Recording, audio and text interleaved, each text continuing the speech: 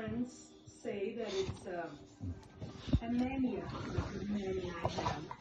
I have to go to the psychologist. Rosangela may not like to think about it, but for every microbe she kills, she's constantly shedding and stirring up more. Bacteria are everywhere. Imagine in the air, cubic meters of air, we have about 10 million bacteria. There might be different kinds of bacteria, lots of diversity. Skin bacteria probably. If you have a dog, there's dog bacteria.